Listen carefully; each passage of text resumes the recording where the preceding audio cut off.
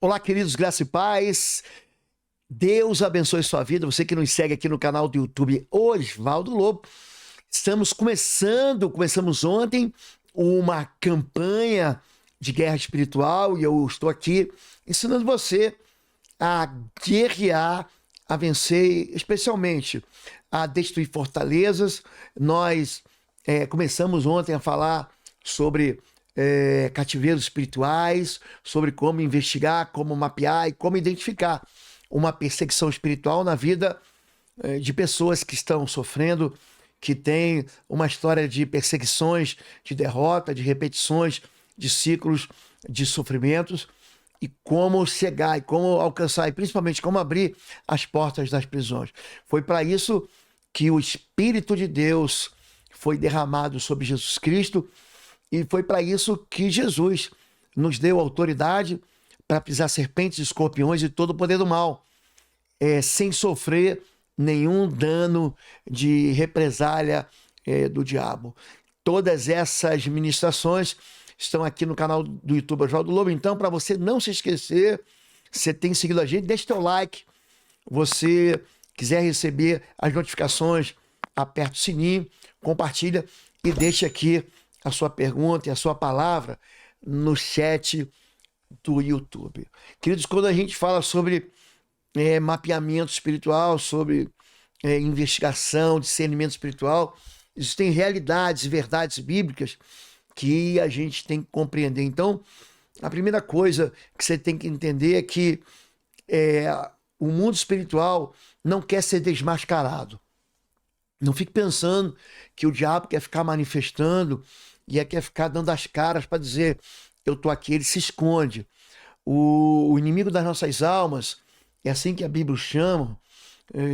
O apóstolo Pedro vai dizer que ele é o nosso inimigo, ele anda ao derredor, bramando comunhão, buscando a quem possa devorar. Ele é um espírito imundo, ele é muito furtivo, né? Ele é um dissimulado. O apóstolo Paulo diz que ele se disfarça até de espírito de luz, de anjo de luz, para nos enganar. Então, a maior arma que ele tem é a mentira e é o engano. E ele provoca o ser humano através de algo que a gente chama de sentimento. Ele faz a gente olhar para o pecado, querer experimentar o pecado. O espírito imundo, ele é muito falador, né? Então, o pessoal pensa que o diabo não fala. O diabo falou com Jesus. O diabo tentou Jesus. Se você ler com calma Mateus capítulo 4, logo no início do Novo Testamento, ou Lucas 4, só vê que o diabo ele faz uma proposta para Jesus, como ele fez uma proposta para Adão e Eva. Ele foi no estômago, né? Adão e Eva, ele diz, olha, você pode comer de toda árvore, sabe por que você não pode comer dessa aqui? Porque tem um sabor especial. Você repara como é que ele fez a mesma coisa com Jesus. Jesus, ele vai para ser tentado no deserto, o Espírito leva ele, o Espírito Santo leva ele para ser tentado. Depois de 40 dias, a Bíblia diz que ele teve fome. Aí o diabo vai lá e faz uma proposta, fala para ele, olha, você pode tudo, transforma as pedras em pães. Ou seja, ninguém vai saber, fica só entre eu e você. Você vai lá e depois diz para todo mundo que você jejuou 40 dias e você não precisou comer nenhum pão. Mas na verdade, você transformou a pedra em pão. Você vai transformar a água em vinho. Você vai transformar uma pessoa doente numa pessoa saudável. Você vai curar mais tarde o paralítico. Então você transforma a pedra em pães, as pedras em pães e come. E ninguém vai saber. Só quem vai saber sou eu e você. Então o diabo é um tagarela, ele é um falador. Ele busca invadir pensamentos, propor para a gente pecados que são aparentemente inocentes, aparentemente não vão causar nenhum dano, mas o salário do pecado é a morte. Então, a primeira coisa que você deve entender é que quando você vai destruir uma fortaleza, você vai promover arrependimento e você vai desmascarar o poder do pecado na vida de uma pessoa. Quando eu recebo alguém no gabinete, quando eu trato de alguém, eu sempre vou buscar o favor de Deus ou o desfavor. Eu busco bênção e maldição, né? Em Deuteronômio capítulo 30, verso 1 e 3, a Bíblia diz, a Bíblia é a verdade. Quando todas essas bênçãos e maldições sobrevierem sobre vocês. Então, a bênção, o que que é? É uma perseguição de tudo que é bom. Bendito serás ao entrares, bendito serás ao saíres, bendito, bendito será o fruto do teu ventre, a obra das tuas mãos, as tuas crias, ou seja, o teu trabalho, os teus investimentos, os teus inimigos vão vir por um caminho, vão fugir por 7. Quem tentar te derrotar em juízo vai ser derrotado. Então, a bênção, ela é uma perseguição provocada pela obediência. Enquanto que a maldição é uma desgraça também provocada pela desobediência. Então, quando eu investigo uma fortaleza, ou seja, o que é uma fortaleza? A fortaleza é uma construção de arquitetura feita para proteger. Quando eu vou atender alguém, eu preciso exatamente conhecer a verdade. Sabe quando você vai no médico e o médico pergunta assim, o que você está sentindo? Ele está perguntando quais os sintomas de dor, quais as alterações no seu corpo que estão obrigando você a pedir socorro para o médico. Ó, médico, eu estou com uma dor em algum lugar. Então, existe uma evidência de que algo não vai bem na sua vida. Então, a primeira evidência que a gente tem clara de uma infecção é uma febre. Então, a febre, olha, tem alguma coisa errada. Por quê? Porque a febre, ela está se repetindo, ela está vindo de quanto tempo? De 8 em 8 horas, de 6 em 6 horas. Então, eu busco o quê? Repetições de sofrimentos na vida da pessoa. São sofrimentos de caráter, às vezes, hereditário, mas eu quero que você entenda que são repetições de desobediências que nós aprendemos com os nossos pais e vamos de novo praticando, achando que isso não vai trazer nenhum mal.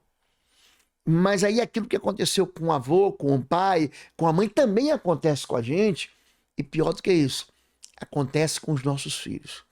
É isso que o livro do Êxodo, capítulo 20, e o livro do Deuteronômio, capítulo 5, e outros livros, Números também fala, ele diz que há uma visitação. Imagina alguém te visitando regularmente. Há uma visitação de desgraças na sua... Eu visito o pecado dos pais nos filhos. É uma repetição de desobediências. Então, quando eu vou destruir fortalezas, eu tenho que evidenciar as consequências daquilo que se torna repetitivo na minha vida. Eu vou explicar para você a diferença entre pecado e iniquidade. O pecado é aquilo que você vê na vida da pessoa.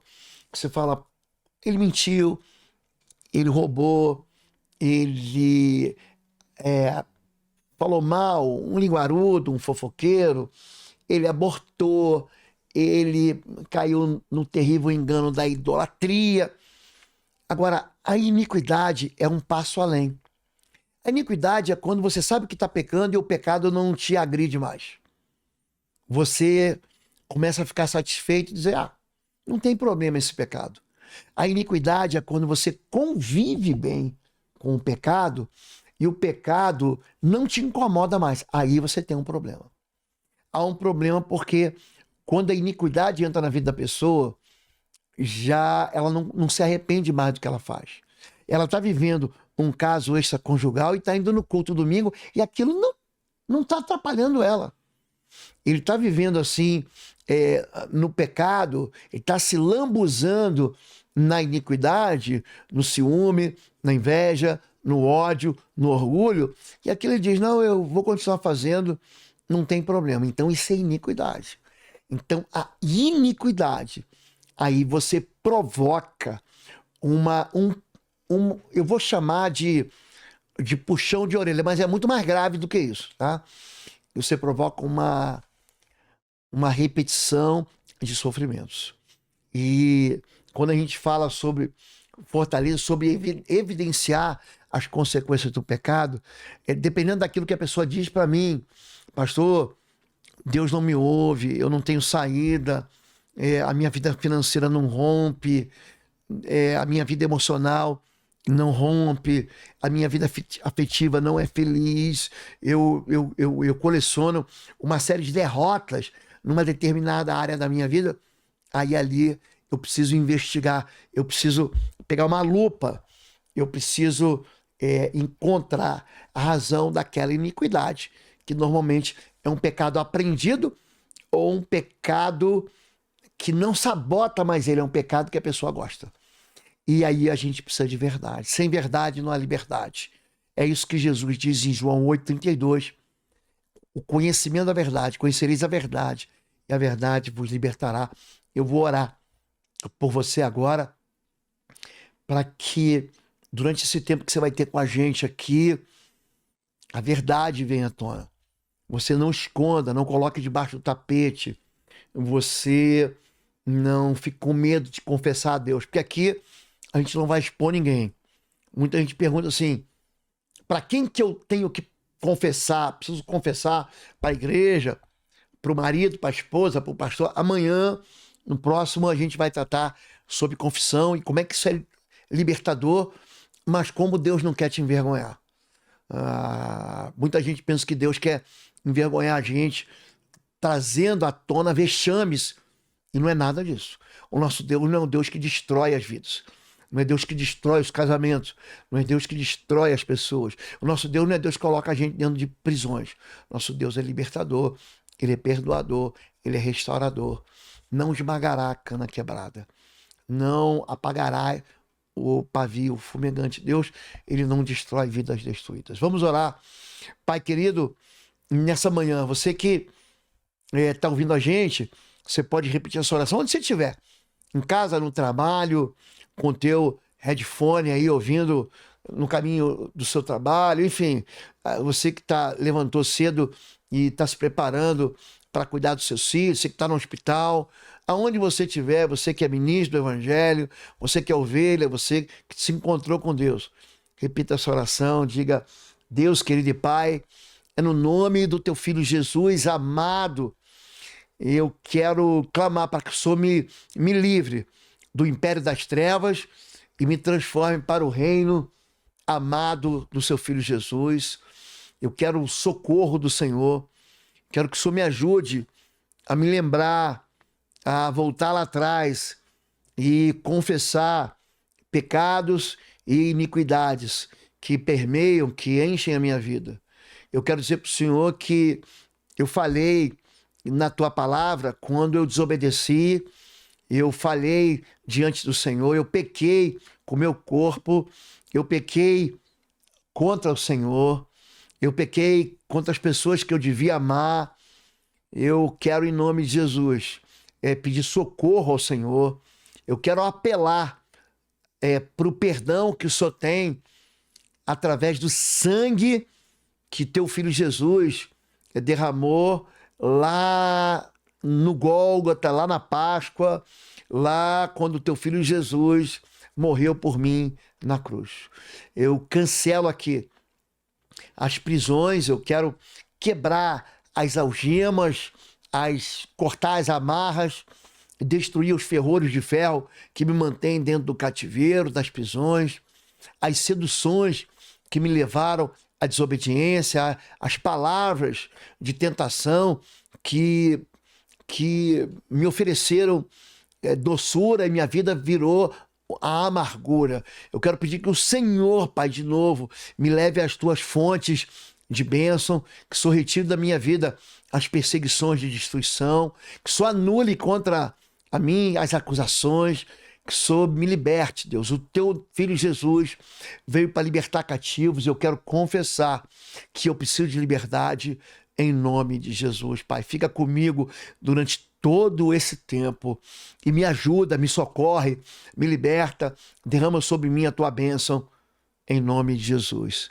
Amém, amém. Você que não segue a gente, tá gostando, siga a gente aqui no canal do YouTube, se inscreva no canal, deixa o teu like, quiser adquirir os nossos livros, Discernimento Espiritual, esse aqui, Mapeando Fortalezas e Destruindo Cativeiro das Trevas. Eu quero indicar para você também O Sangue nos Umbrais. Esse livro é um livro que é o fundamento para todo mundo que quer trabalhar em libertação. É um livro muito fácil de você ler.